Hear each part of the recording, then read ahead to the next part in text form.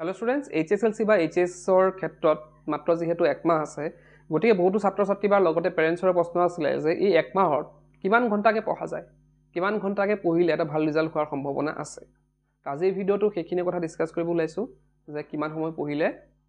ভাল ৰিজাল্ট হোৱা সম্ভৱ এতিয়া কথাটো হ'ল যে সকলোৰে কি হয় পঢ়া ষ্টাইলটো বেলেগ লগতে মনত ৰখাৰ ক্ষেত্ৰতো বহুতৰ বেলেগ বেলেগ হয় কাৰবাৰ হয়তো অলপ পঢ়িলে মনত ৰয় কাৰবাৰ হয়তো এটা কোৱেশ্চন এবাৰ ভালদৰে বুজি ললে তেওঁলোকৰ মনত থাকি যায় আৰু বহুতে হয়তো সেই কোৱেশ্চনটোকে পঢ়ি লং কোৱেশ্চন আনসাৰ ক্ষেত্ৰত বেছি দেখা যায় যে তেওঁলোকে পঢ়ি আছে এটা কোৱেশ্চন কৰোতে হয়তো তেওঁলোকৰ আধা ঘণ্টাও লাগিছে এতিয়া সেইটো মতে ছাত্ৰ ছাত্ৰীসকলৰ মতে যিসকলৰ সোনকালে হয় যিসকলে সোনকালে বুজি পায় তেওঁলোকৰ ক্ষেত্ৰত কিন্তু অলপ কম পঢ়িলেও চলি যায় আৰু আনহাতে যদি আমি চাওঁ যিসকলৰ অলপ সময় লাগে এটা কোৱেশ্চন এটা লং কোৱেশ্চন কৰোতে আধা ঘণ্টা লাগে তেওঁলোকৰ ক্ষেত্ৰত অবিয়াসলি অলপ বেছি টাইম দিব লাগিব এতিয়া ইয়াৰ ক্ষেত্ৰটো হ'ল যে কিমান সময় পঢ়িম যদি আমি কওঁ এতিয়া চোৱা বহুতৰ হয়তো সিলেবাস অলৰেডি কমপ্লিট হৈ গৈছে ৰিভিজন এবাৰ দুবাৰ তেওঁলোকৰ হৈ গৈছে তেওঁলোকে যদি দিনত 10 ঘণ্টা বা 12 ঘণ্টাও পঢ়ে বা 8 ঘণ্টাও পঢ়ে তেওঁলোকৰ কাৰণে হৈ যাব যদিহে তেওঁলোকৰ কমপ্লিট হৈ আছে আৰু এফালে বহুতো ছাত্ৰ ছাত্ৰী এনেকুৱা আছে তেওঁলোকৰ হয়তো সিলেবাসে কমপ্লিট হোৱা নাই তেওঁলোকৰ ক্ষেত্ৰত কিন্তু দিনত হয়তো বহুত পঢ়িব লাগিব হয়তো 15 ঘণ্টা 16 ঘণ্টা পঢ়িলেও তেওঁলোকৰ কাৰণে যথেষ্ট নহব পাৰে যদি তেওঁলোকৰ মনত নৰয় তো গতিকে তেনে ক্ষেত্ৰতো 15-16 ঘণ্টা বাৰু ইনাফ হয় হেতু পাৰিব তেওঁলোকে ধৰা 13-14 ঘণ্টা পঢ়িলে তেওঁলোকৰ কাৰণে মানে হৈ যাব লাগে তেওঁলোকৰ যদি এইখিনি ভালদৰে পঢ়ে 13-14 ঘণ্টা তেওঁলোকে পঢ়ে এতিয়া পঢ়াৰ ক্ষেত্ৰতো আৰু এটা কথা যে অকল কিতাপখন আগত লৈ বহিলে নহব কিতাপখন আগত লৈ পেলাই বহিলে নহব আমি লোকক দেখুৱাই ঘড়ী টাইম চাই পঢ়িলো ঘড়ী টাইম চাই উঠিলো লোকক দেখুৱাই পেলাই আমি ৰাতিলৈকে পঢ়ি আছো তেনেকুৱা হলে কিন্তু তোমালোকে যদি 20 ঘণ্টা পঢ়া কামত নিদিব এতিয়া চোৱা ৰাতি পঢ়াৰ ক্ষেত্ৰত আমি যদি চাওঁ এতিয়া এই যে ৰাতি পঢ়ে তেওঁলোকৰ তিন ধৰণৰ ছাত্ৰ ছাত্ৰী আছে ৰাতি পঢ়াৰ ক্ষেত্ৰত প্ৰথম ছাত্ৰ ছাত্ৰীসকলে কি কৰে প্ৰথম ভাগৰ তেওঁলোকে সদিচ্ছাই কি কৰে ৰাতি দেৰিলৈকে পঢ়ে তেওঁলোকে জানে যে মোৰ এখিনি পঢ়িবলৈ আছে আজিৰ ভিতৰত এখিনি কমপ্লিট কৰিব আছে তেওঁলোকৰ হেতু পঢ়োতে হয়তো 12টা 1টা 2টা 3টা তেনেকুৱা বাজি যায় আৰু এক প্ৰকাৰ ছাত্ৰ ছাত্ৰী কেনেকুৱা আছে তেওঁলোকে লোকক দেখি পঢ়ে লোকক দেখি মানে কি তেওঁলোকে হয়তো কাৰবাক খুদিছে যে তই কিটালৈকে পঢ়ো সি হয়তো কৈছো ৰাতি মই 1টা 2টা লৈকে পঢ়ো সি হয়তো সেই তাৰ লগত মেটচ কৰিবলৈ সেই 1টা 2টাৰ লগত মিলাবলৈ সি হয়তো টেবুলত বহি আছে যাতে 2টালৈকে পঢ়িম ঘড়ীটো চাই আছে 2টা কেতিয়া বাজিব কিন্তু তাৰ পঢ়াত মন নাই তেওঁ কাউন্ট কৰি আছে ঘণ্টা কাউন্ট কৰি আছে কিন্তু পঢ়াত কিন্তু একেবাৰে হোৱা নাই বহি পেলাই টেবুলত হয়তো টোপনিয়ে আছে কিন্তু পঢ়া নাই 2টালৈকে সি জাগিব বুলি কৈছে গতিকে 2টালৈকে সি টেবুলত বহি আছে কিন্তু পঢ়া নাই 3 নম্বৰ ভাগৰ ছাত্ৰ ছাত্ৰীসকল কেনেকুৱা আছে তেওঁলোকে হয়তো লগত পেৰেন্টছ বহি থাকে কাৰবাৰ হয়তো মাক জাগি ৰাতি বহে লগত তো সেই মাকৰ প্ৰেছাৰত হয়তো সি বহি আছে পঢ়িলেও কিন্তু তাৰ যোনটো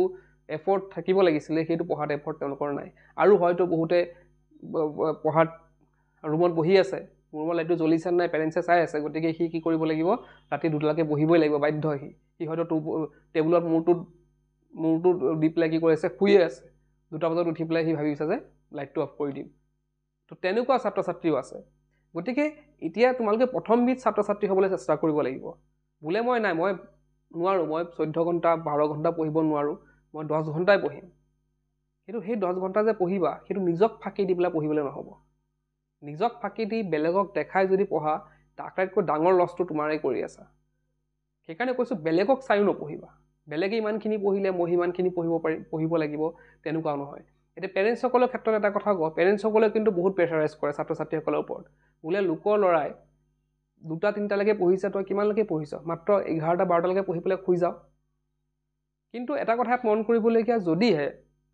ছাত্ৰ বা ছাত্ৰজনী ৰাতি 2টালৈকে পঢ়িলে কিন্তু সি যদি টোপনিয়াই পঢ়ি থাকে একো লাভ নহব ইয়াতকে ভাল হ'ব কি টোপনি লাগিলে যদি 12টা বজাত টোপনি লাগে শুই যাওক আকৌ ৰাতিপুৱা সোনকালে উঠক সেইটো এটা কৰিব পাৰে কিন্তু ৰাতি টোপনিয়াই না টোপনি হ'ব তাৰ না পঢ়া হ'ব ৰাতিপুৱা সি সোনকালে উঠিব পাৰিব তো গতিকে এইকেইটা কথা মন কৰি পেলাই তোমালোকৰ যদিহে পঢ়াত বেছি টাইম লাগে বোলে মই এটা কোৱেশ্চন আনসাৰ মুখস্থ কৰোঁতে বহুত সময় লাগে বা মনত ৰাখিব বহুত সময় লাগে তোমালোকে অবিয়াসলি অলপ টাইমটো বেছি দিবা আৰু যিসকলৰ হৈ যায় তেওঁলোকৰটো সোনকালে সিলেবাসটো কমপ্লিট কৰাত ধান্দা দিবই লাগিব ট্ৰাই কৰিব লাগিব সেইখিনি কথা তো পঢ়াৰ কোনো সেইটো মতে এটা ছেট টাইম নাই যে মই 10 ঘণ্টা পঢ়িলে মই 50% পাম, 12 ঘণ্টা পঢ়িলে মই 60, 14 ঘণ্টা পঢ়িলে মই 80 পাম। তো তেনেধৰণৰ কোনো লিমিট নাই। পঢ়া একেবাৰে লিমিটলেছ। তো তোমালোকৰ হাততো লিমিটলেছ অপৰচুনিটি আছে বা টাইম আছে। লিমিটলেছ নাই বাৰু, এক মাহ আছে। এই এক মাহত যিমান পাৰা তোমালোকে নিজৰ